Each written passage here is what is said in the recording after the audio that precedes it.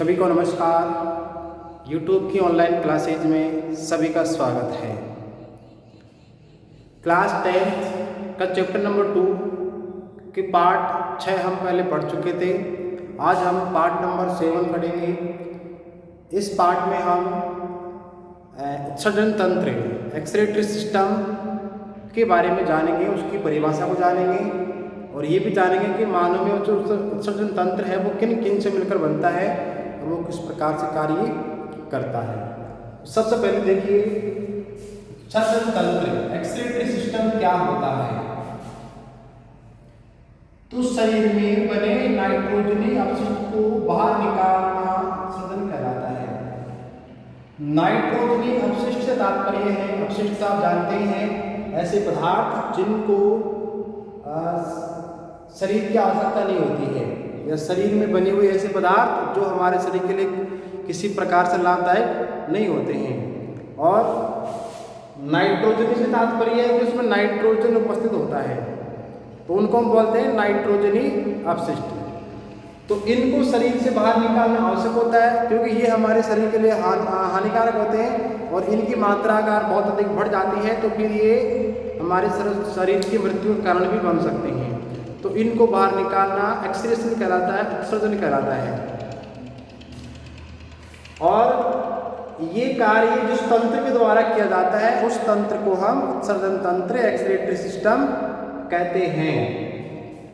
अब देखिए नाइट्रोजन जो अपशिष्ट है उसको मुख्यतः 3 भागों में बांटा गया है।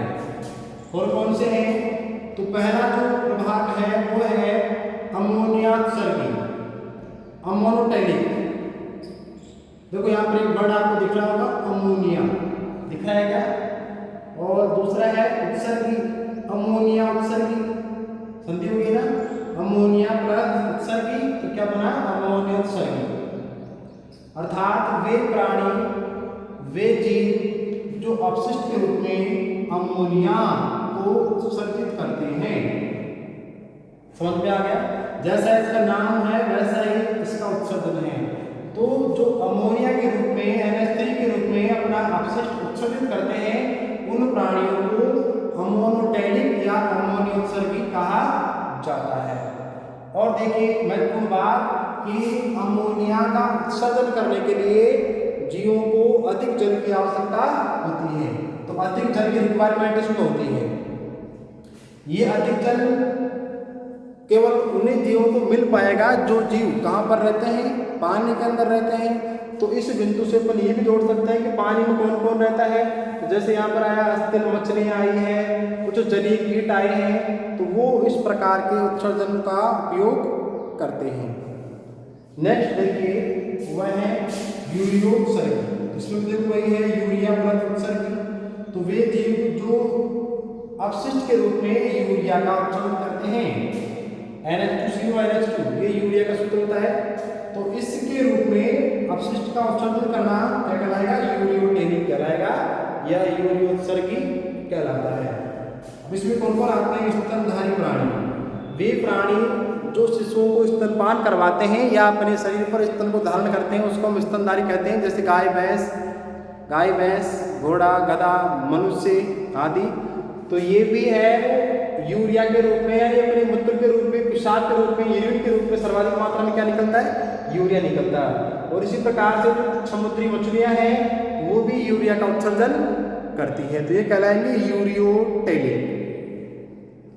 तीसरा जो प्रकार है उसको हम बोलते हैं यूरिकोत्सर्गी या फिर यूरिकोटैलिक। इसमें था यूरियो, इसमें है को, ध्यान देना। तो को से यहाँ पर क्या आ रहा है? क्या का मतलब यूरिक अम्ल, और यहाँ पर यो से बन रहा है यानी यूरिया। तो इसमें यूरिया का उत्सर्जन है और इसमें किसका है? यूरिक अम्ल का। यानी वे जीव, वे प्राणी जो अपने शरीर से यूरिक अम्ल के रूप में अपशिष्ट को बाहर निकालते हैं उसको हम बोलते हैं यूरिकोटैलिक। इन जीवों को यूरिक अम्ल के रूप में उत्सर्जन करने के लिए बहुत ही कम जल की आवश्यकता होती है क्योंकि छोटी छोटी गोलिकाओं के रूप में, छोटी ठोस गोलिकाओं के रूप में ये अपने अपशिष्ट को इस यूरिक अम्ल के रूप में बाहर त्यागते हैं। तो तो जब कोलिकाएं ठोस होगी तो उस समय उनको जल की बहुत ही कम आवश्यकता होती है। तो इस विधि को वे ही जीव काम देते हैं, ये वे ही जीवों के अंदर ये विधि पाई जाती है जिन जीवों के अंदर पानी की कमी, जैसे कि पक्षी आकाश में उड़ते रहते हैं तो इनको पानी बहुत ही कम मिलता है। इसी प्रकार से सरीसृप जो कि शरीर जमीन पर रेंग के चलते हैं तो वो प्राणी इस प्रकार का अपशोधन करते हैं। आशा करता हूँ ये आपको याद हो गया होगा, बिल्कुल आसान है, नाम से पता लग जाएगा। अमोनियोत्सर्गी, अमोनोटैलिक, दूसरा है यूरियोटैलिक यानी यूरियोत्सर्गी, और तीसरा आपके यूरिकोटैलिक या यूरिको उत्सर्गी। आगे देखिए, मानव का उत्सर्जन तंत्र, एक्सक्रीटरी सिस्टम ऑफ ह्यूमन, मनुष्य में प्रमुख रूप से कौन सा तंत्र उत्सर्जन के रूप में काम करता है? वैसे तो देखिए हमारे शरीर में इनके अलावा या इसके अलावा और भी हैं, जिसमें हमारी त्वचा भी आती है, फेफड़े भी आते हैं, लेकिन सर्वाधिक मात्रा में लगभग 70 से 80% या 85% हमारे शरीर का जो अपशिष्ट का उत्सर्जन करता है वो इस तंत्र के द्वारा ही होता है। अब इसमें क्या क्या आता है? तो इसमें एक तो आता है, दो वृक्क आते हैं, दायां वृक्क और बायां वृक्क, दो आती है मूत्रवाहिनियां, और एक आता है मूत्राशय और एक आता है मूत्र मार्ग। तो सबसे पहले यहाँ पर देखिए दो नलिकाएं आपको दिखाई दे रही है, एक का नाम है वृक्कशिरा और एक का नाम है वृक्कधमनी। इसमें एक तीर का निशान जाने का और एक तीर का निशान आने का। तो वृक्कधमनी जो आपको दिखाई दे रही है इसमें ऑक्सीजन युक्त, ऑक्सीजन इसमें है, ऑक्सीजन के आधार पर ही हम उसको शुद्ध और अशुद्ध कहते हैं, लेकिन अन्य अपशिष्ट इसमें मिले हुए हैं। तो ऑक्सीजन युक्त रुधिर इस नलिका से यहाँ पर आ रहा है, प्रवेश कर रहा है। ऑक्सीजन तो उसमें है, लेकिन ध्यान दो उसमें नाइट्रोजनी अपशिष्ट में मिले हुए हैं, उसमें यूरिया प्रमुख रूप से मिला हुआ है, तो वो अपशिष्ट तो उसमें मिला हुआ है, लेकिन ऑक्सीजन के आधार पर उसको क्या बोलते हैं? शुद्ध बोलते हैं। तो नाइट्रोजनी अपशिष्ट युक्त ऑक्सीजन युक्त रुधिर इसमें यहाँ पर प्रवेश करता है, और यहाँ जब आता है तो कुछ रुधिर इसमें चला जाता है अपने बाएं किडनी के अंदर, और कुछ रुधिर अपने दाएं किडनी के अंदर चला जाता है। किडनी की संरचना की अगर बात करें तो इसकी संरचना है वो लगभग सेब के बीज के आकार की होती है। सेब के बीज बोले तो कि लगभग 2 से 3 इंच इसकी लंबाई होती है, और लगभग 4 से 5 इंच की, ये तो चौड़ाई हो गई 2 से 3 इंच, और ये क्या होगा इसकी लंबाई हो गई, और ये किस में है? इंच के अंदर है। 2 से 3 इंच चौड़ाई और 4 से 5 इंच की लंबाई।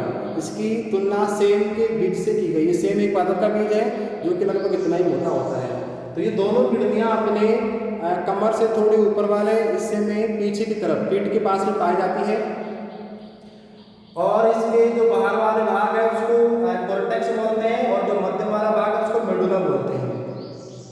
इन किडनियों के अंदर काम करने वाली जो सूक्ष्म इकाई है उसको हम वृक्काणु या नेफ्रॉन के नाम से जानते हैं। तो लाखों की संख्या में नेफ्रॉन वाली संरचनाएं यानी वृक्काणु जो वृक्क के एक अणु के रूप में कार्य करते हैं, तो वो वृक्काणु इस किडनियों के अंदर पाए जाते हैं। तो जैसे यहाँ से नाइट्रोजनी अपशिष्ट ऑक्सीजन युक्त रुधिर इन किडनियों में प्रवेश करता है, तो उन वृक्काणुओं के द्वारा उस अपशिष्ट का उस रक्त में से निस्यंदन किया जाता है, और निस्यंदन करने के बाद में जो अपशिष्ट बनता है मूत्र के रूप में, वो उन वृक्काणुओं के द्वारा इस मूत्र वाहिनी के अंदर छोड़ दिया जाता है। समझ में आ रही है बात? यानी दोनों किडनियों के अंदर वृक्काणुओं की संख्या बहुत सारी है, और वो वृक्काणु अपने में आने वाले रुधिर को जिसमें अपशिष्ट मिला हुआ है उस अपशिष्ट को छान करके अलग करके मूत्र वाहिनियों के अंदर छोड़ देता है। बाकी बचा हुआ जो शुद्ध रुधिर है वो वहां से वापस आकर के इस वृक्कशिरा के द्वारा चला जाता है। मूत्र वाहिनी क्या करती है? उसको लगातार ला करके कहाँ डालती है? एक थैलीनुमा संरचना जिसको हम मूत्राशय कहते हैं, इसमें ला करके उसको डाल देती है।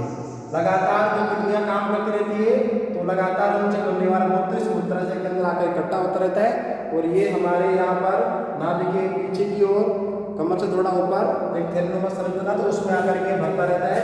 ये आवश्यकता अनुसार फैल सकता है और सिकुड़ भी सकता है, लेकिन इसकी एक लिमिट होती है। जब मूत्राशय भर जाता है तो इसकी जो मांसपेशियाँ होती है उनकी संवेदना के अनुसार हमारे मस्तिष्क के पास में संदेश पहुँचता है, और हम ऐच्छिक क्रिया के द्वारा इस मूत्राशय में संकुचन करके मूत्र मार्ग के द्वारा इस मूत्र का उत्सर्जन कर देते हैं। तो ये ऐच्छिक कार्य में आता है।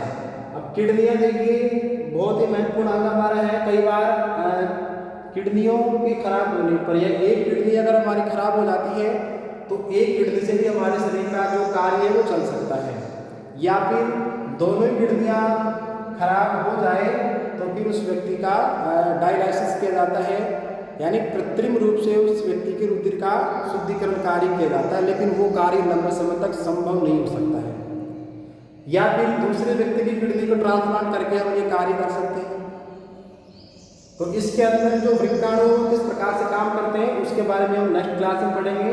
अभी आपके समझ में आ गया होगा कि मानव श्वसन तंत्र में प्रमुख रूप से क्या क्या आता है। तो दो तो आती है किडनियाँ, दो आती है मूत्रवाहिनियाँ, एक आता है मूत्राशय और एक आता है मूत्री मार्ग। वृक्क धमनी के द्वारा इसमें ऑक्सीजन युक्त अपशिष्ट रुधिर आता है और वो दोनों किडनियों की वृक्काणु नामक संरचनाओं में जाकर के क्षानित होता है या फिल्टरित होता है, और फिल्टर होने के बाद जो अपशिष्ट बचता है, जो मूत्र बचता है, वो मूत्रवाहिनी के द्वारा मूत्राशय में आता है और मूत्राशय जब भर जाता है तो उसको ऐच्छिक पेशियों के द्वारा हमारे शरीर से बहिक्षेपित कर दिया जाता है। तो ये इस प्रकार का अपना आज का लेसन था। धन्यवाद।